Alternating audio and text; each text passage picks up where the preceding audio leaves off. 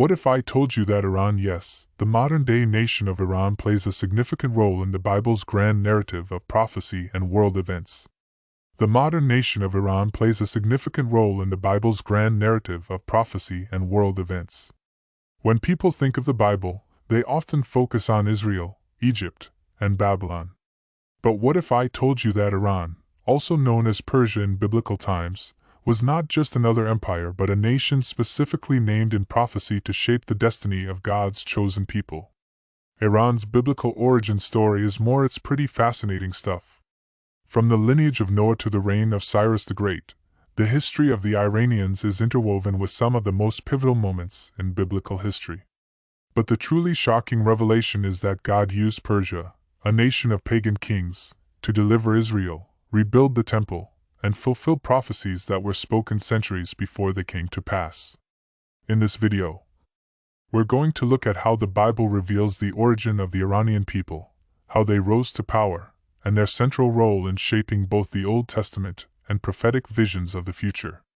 Buckle up, because what you're about to learn will change the way you view Iran, not just as a nation in the modern world, but as a key player in God's unfolding plan for the entire world. To understand Iran's biblical roots, we have to go back to the story of Noah and his descendants. After the Great Flood, Noah's 3 sons Shem, Ham, and Japheth became the ancestors of all the nations of the earth. According to the Table of Nations in Genesis 10, one of Japheth's sons was Madai, the progenitor of the Medes. The Medes would later become closely associated with the Persians, and together they formed the foundation of the Mado. To understand Iran's biblical roots, we have to go back to the story of Noah and his descendants. After the Great Flood, Noah's 3 sons Shem, Ham, and Japheth became the ancestors of all the nations of the earth. According to the Table of Nations in Genesis 10, one of Japheth's sons was Madai, the progenitor of the Medes.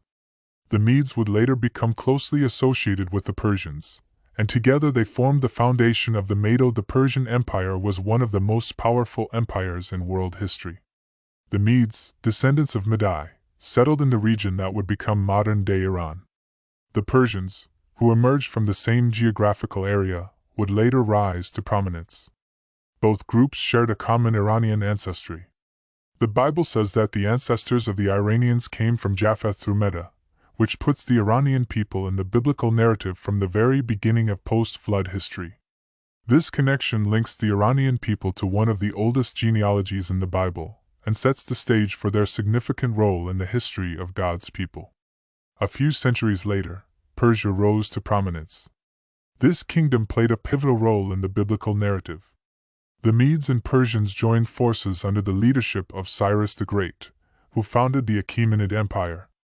Also known as the First Persian Empire, it reached its peak at a time when it spanned from the Indus River to North Africa. This vast empire included many of the regions mentioned in the Bible, such as Israel, Babylon, and Egypt. God used it to fulfill his promises to the Israelites.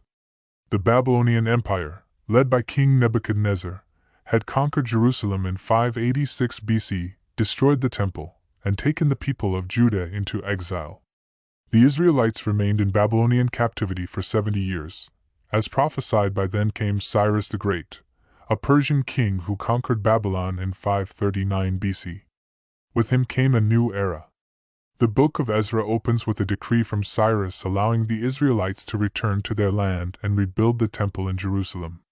This event is recorded in Ezra 1:4. Cyrus says that the Lord, the God of heaven, has given him all the kingdoms of the earth, and has appointed him to build a temple for him at Jerusalem in Judah. Cyrus was named over a century earlier by the prophet Isaiah as the one who would carry out God's will to restore Israel. In one of the most astonishing moments in biblical history, Persia, a nation outside of God's covenant, became the instrument of God's redemption for his people. This marked a profound turning point for Israel and highlighted the central role of Persia in God's divine plan. One of the most remarkable elements of Persia's biblical legacy is the role of Cyrus the Great. In Isaiah 44 verse 28, God refers to Cyrus by name more than 150 years before his birth, calling him his shepherd who will fulfill God's purposes. In Isaiah 45 verse 1, Cyrus is even referred to as God's anointed, a title usually reserved for kings of Israel. How could a foreign pagan king be called God's anointed?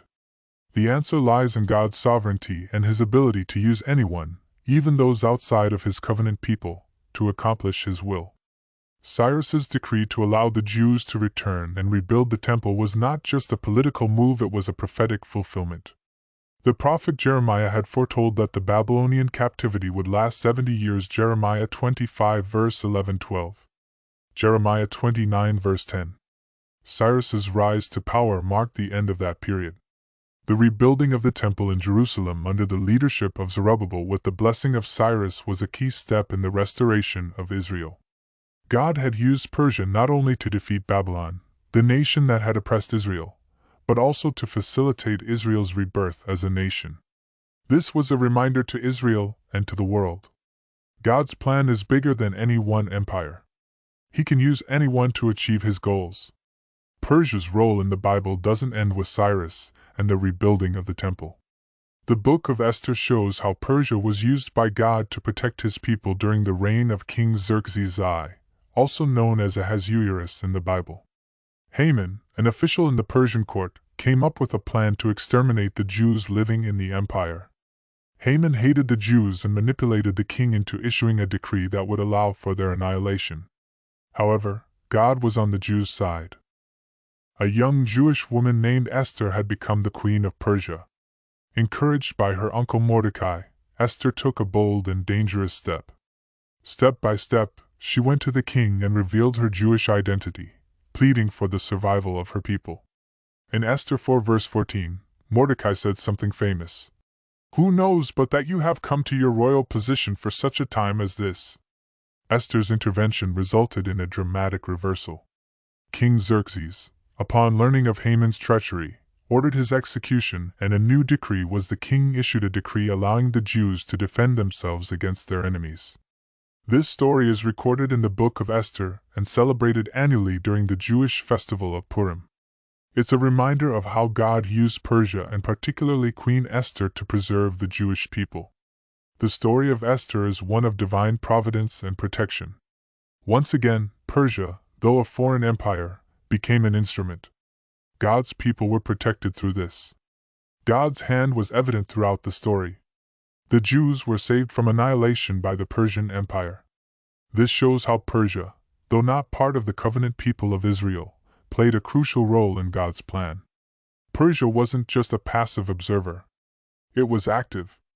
Persia played a big part in ensuring the survival of Israel, a nation destined to bring forth the Messiah. The Bible doesn't just talk about Persia's historical role, it also places Persia at the heart of prophetic visions about the future of world empires and God's ultimate plan for humanity. One of the most powerful examples of this is found in the book of Daniel. Daniel was a Jewish prophet who lived during the Babylonian exile. Saw Daniel serving in the courts of both the Babylonian and Persian empires. In the book of Daniel, we encounter several visions that reveal the rise and fall of empires, including Persia. In Daniel 2, King Nebuchadnezzar of Babylon has a dream of a great statue made of different materials, each representing a world empire. The silver chest and arms of the statue represent the Medo. The Persian Empire would succeed Babylon as the dominant power in the ancient world. Later in Daniel 7, Daniel has a vision of 4 beasts representing 4 successive empires. The second beast, a bear raised up on one side, represents the Medo. The Persian Empire symbolized its dual nature, representing the combined strength of the Medes and Persians. It was vast, and its expansion, particularly under Cyrus, forever altered the course of history. Another significant vision involving Persia is found in Daniel 8, where the prophet sees a ram with 2 horns, one representing the Medes and the other representing the Persians. The vision also shows a goat with a prominent horn, which symbolizes Greece and its king, Alexander the Great. He would eventually conquer the Persian Empire. These visions show that Persia was at the heart of God's prophetic timeline. They show that the empire's rise and fall were not just accidents of history. They were part of God's divine plan. Persia's time of influence was prophesied to give way to the rise of Greece. However, it was during Persia's reign that God's people experienced deliverance and restoration, fulfilling the prophecies of Isaiah, Jeremiah, and Ezekiel.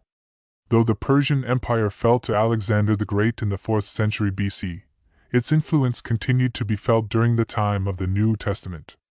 By the time Jesus was born, the Persian Empire had been replaced by the Greek and later Roman empires. However, Persian culture, governance, and administration left a lasting impact on the ancient world. One of the more mysterious connections between Persia and the New Testament is the story of the Magi, the wise men who visited the infant Jesus in Matthew 2.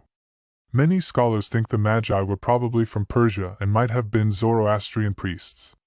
They were part of an ancient religious tradition in Persia that practiced astrology and interpreting omens. The journey of the Magi to worship the newborn king of the Jews shows that Persia has always been connected to the biblical story. Even after the Persian Empire fell, the Persian Empire. The wisdom traditions of Persia continued to influence the ancient Near East. It was Persian scholars who recognized the significance of the star that heralded Jesus' birth. Additionally, Persia's legacy of tolerance toward various cultures and religions helped pave the way for the spread of Judaism and eventually Christianity throughout the region. The Achaemenid Persian Empire was known for allowing its subjects to maintain their religious practices, which influenced later empires, including Rome. This environment of religious freedom contributed to the flourishing of Jewish communities throughout the region and laid the groundwork for the eventual spread of the gospel. As we wrap up our look at Persia's role in the Bible, it's important to think about Iran's future in light of biblical prophecy. Many scholars and theologians believe that Iran, which is mentioned in the Bible as Persia, will play a big part in the end times. One of the most significant prophecies involving Persia is found in Ezekiel 38:39. The prophet describes a coalition of nations that will one day come against Israel in the last days. Among these nations is Persia, which will join forces with Gog of Magog and other nations in a massive battle known as the War of Gog and Magog. This prophecy is often seen as an event yet to occur and depicts a final confrontation. This war between the forces of evil and God's people will center on Israel. While the exact nature and timing of this war remains a topic of debate, the inclusion of Persia, modern-day Iran, in this prophecy suggests that Iran's influence in the region will continue to have spiritual significance in the end times. Additionally, Daniel's prophecies about the rise and fall of empires, including Persia, point to a broader theme of God's sovereignty over the nations. This shows that no empire, no matter how powerful, is outside of God's control. He raises up nations and he brings them down, all according to his divine plan. As we see what's going on in the Middle East, including the tensions between Iran and Israel, it's important to remember that this is part of a much larger story. It started in the Bible and will end with God fulfilling his promises. The story of Persia, which is modern-day Iran, in the Bible is one of the most striking examples of how God can use even the most unlikely nations to fulfill his divine purposes are found in the descendants of Japheth through Medai to the rise of Cyrus the Great. Persia played a crucial role in biblical history, from the restoration of Israel to the protection of the Jewish people in the Book of Esther. Persia's significance doesn't end with its historical role. The prophecies of Daniel, Isaiah, and Ezekiel remind us that Persia was part of God's larger plan, not only for the nations of the past but for the future as well. Iran's place in biblical prophecy points to its continued role in the unfolding events leading to the end times. Let's take a look at the modern world, particularly the tensions involving Iran and Israel. It's important to approach these events with a biblical perspective. God's sovereignty over the nations means that every kingdom, every empire, and every leader is part of his plan. The story of Persia is proof that God can use even foreign powers to fulfill his promises and bring about his ultimate plan for salvation. Iran, now known as Iran, continues to have a profound influence on the world stage, and its connection to the Bible reminds us that history is more than the rise and fall of empires. It is the unfolding of God's plan for the redemption of his people and the world. Persia, now Iran, still has a big impact on the world today. It's proof that history is more than just the rise and fall of empires. It's the story of God's plan for the redemption of his people and the world.